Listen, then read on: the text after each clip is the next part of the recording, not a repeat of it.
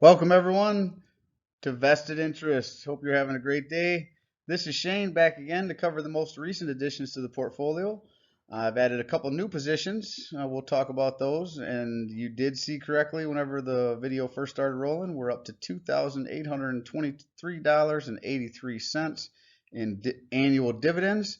So let's look to see what the most recent additions were and talk about them. So we started off this time around with 4 shares of Sibanye Stillwater, ticker SBSW, and SBSW is out of the materials sector. We picked them up for $12.16 per share. Next up, we picked up 2 shares of Lumen Technologies, ticker LUMN, for $12.33 per share, and Lumen Technologies is out of the communication sector. Then we picked up 2 more shares of a REIT called National Retail Properties, ticker NNN, and we picked up NNN for $46.30. Then we added 2 more shares of Realty Income Corp, ticker O, and we picked up O, which is a monthly paying REIT.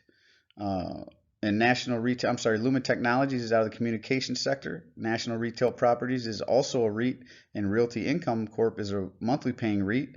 We picked that up for $67.97 per share. Now, so far, all these additions are just to existing positions within the portfolio, increasing those holdings. And then next up, we started a brand new position in another REIT called Omega Healthcare Investors Incorporated, ticker OHI.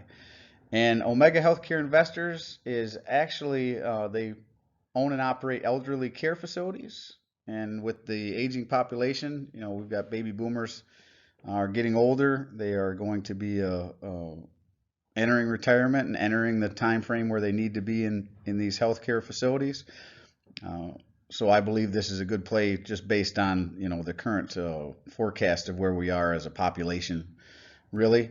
It's also, if you look up the stock, you can kind of see where it sits at $28.05 is what we picked it up for per share, ticker OHI. And that is real close to its 52-week low of $27.26. You can't see that here, obviously, but if you were to look that up, you would see it's really close to its 52-week low. And then next up, the next new addition to the portfolio, I finally pulled the trigger, guys, and I picked up 50 shares of AT&T, ticker T, and we picked it up for $23.66 per share. AT&T is also close to its 52-week low. It has been dropping significantly for the last several months. This is also a play. If you watched my last video, you saw I had several companies this year that did spinoffs, and I got some shares of those companies. AT&T is going to be doing a spinoff as well. So this was also a play for that spinoff, right? We'll have the AT&T shares at what I consider undervalued price at $23.66. Then we'll also get the shares. I'm not sure what that looks like based on the 50 shares. We may even add to this position before that spinoff. J&J is probably one I'll do that too over the next couple weeks as well before their spinoff to try to get some of those additional stocks when the companies spin off. So I think AT&T is set up for a good turnaround. I think it's undervalued, and then also with the spinoff, I thought this was a great time to jump in. So I picked up 50 shares of AT&T. Hey guys, if you could do me a favor and hit the thumbs up button, ring that notification bell, and subscribe to the channel. That way you don't miss any future videos. And then next up, and AT&T is in the communication sector. Next up, I wanted to take a quick look at the portfolio metrics. As you can see, the total currently for the portfolio is $67,513.86. It has a dividend yield currently of 4.183%. And as you saw in the beginning of the video, it is now generating $2,823.83 in passive income. Again, guys, it doesn't matter if the market goes up, doesn't matter if the market goes down. The portfolio will continue to kick out these dividends, and most, if not all, these companies are growing dividends. So this number, even if I never put another dime in, would continue to grow over time. Now a quick look at the sector weights. In communications, we're currently sitting at 7.66%. This one shot up here with the current addition of the AT&T holdings, and then I've been in to Verizon and that little bit of addition to Lumen Technologies, all in the communication sector. 2.46% consumer discretionary. Consumer staples is at 13.24%. 10.25% for energy. Financials is at 7.98%. Healthcare is at 13.31%. Industrials is at 14.40%. It is now the largest portion of the portfolio in industrials. Technology is 8.20%. Materials is sitting at 5.56%. Utilities at 7.89%. And REITs and real estate sitting at 9.06%. And the most recent addition of Omega Healthcare helped bring that up a bit as well.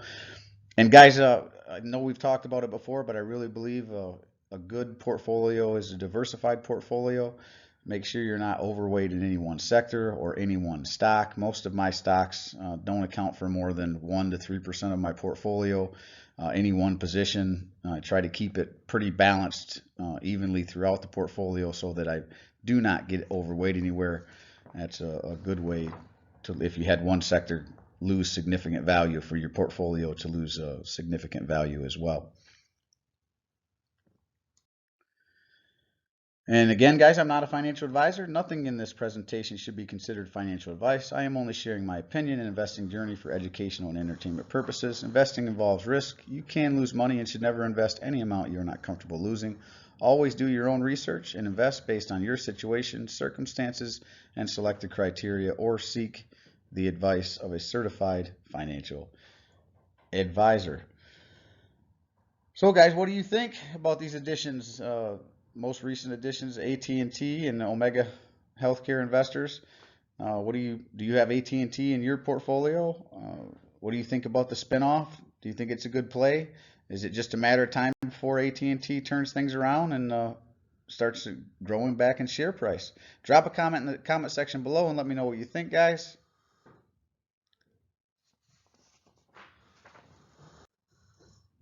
And this is Shane signing off, wishing peace and prosperity, you and yours. And remember, financial security comes to those who take a vested interest.